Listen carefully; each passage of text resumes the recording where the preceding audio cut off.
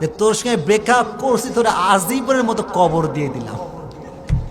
আজকে দুপুরে কক্সবাজারে ছিলাম, মানে কি বলবো দুঃখের কথা, যুবকদের কাজ কারবার দেখলে হাসিও লাগে কান্নাও লাগে। কিছু কিছু যুবক দেখলাম, আমাকে তো ওরা চিনতে পারে না, আমি তো মাস্ক পরে আছি। তো আমি পেছনে বসে আছি, মানে বিচে ছিলাম। বিচ থেকে একটা ওই যে বসার জায়গা থাকে না, বিচের ভিতরে বিভিন্ন বেড করা থাকে, ওখানে আমি ছিলাম। তো আমার সহকর্মীরাও ছিল। দেখেন যুবকদের কাজ কারবার, ওরা গেছে কোথায়? Where is going the young society of Bangladesh? You have no idea, ধারণাই নেই আপনার কোথায় যুব সমাজ আজকে। আমি দেখলাম যুবকরা ওই সমুদ্রের মাঝে, তো যেই মাটি, ওর তো মাটি না কাদা, তাই না? ওগুলো কাদাতে লেখা যায় না? লেখা যায়। তো দেখলাম একটা যুবক, পাশে বন্ধুরাও আছে, যুবক তার গার্লফ্রেন্ডের নাম লিখলো। গার্লফ্রেন্ডের নামের প্রথম অক্ষর কি অক্ষর? প্রথম অক্ষর, এবং তার নামের প্রথম অক্ষর সে লিখলো। অবাক করা বিষয় হচ্ছে, ওই লেখার মাঝখান থেকে কবর বানাইছে। কি বানাইছে? কবর।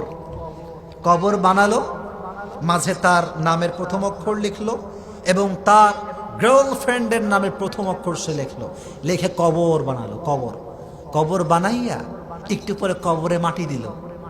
মাটি দিয়ে ওর বন্ধুরা ফুল নিয়ে আসলো, ফুল নিয়ে এসে ফুল দিল। সে বোঝালো এই কথা যে তোর সঙ্গে ব্রেকআপ করছি, তোরা আজীবনের মতো কবর দিয়ে দিলাম।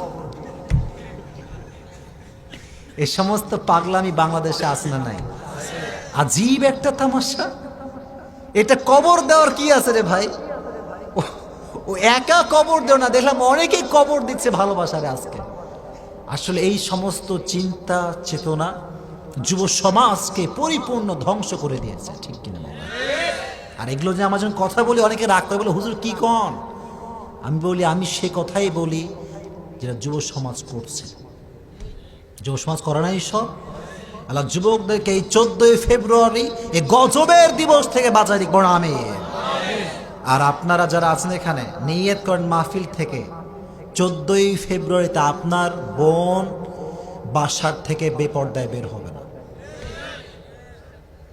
কথা কোন ঠিক কিনা? আপনি রেডি আছেন তো ইনশাআল্লাহ? বলবেন যে তোর এই দিনে বাহিরে বের হওয়া একদম হারাম, ঠিক কিনা? আর যদি কোনো মেয়ে বের হয়ে যায়, আমি আপনাকে বলছি, সত্য কথা বলছি, হতে পারে এমন যেই মেয়ে বাবা মায়ের অনুমতি ছাড়া বের হয়ে যাবে বয়ফ্রেন্ডের সঙ্গে, ওই মেয়ে কিন্তু প্রেগনেন্ট হয়েও বাসায় আসতে পারে। আসতে পারে। Be alert. আল্লাহ আমাদেরকে ফিতনার থেকে বাঁচাই দিক, পড়না আমিন।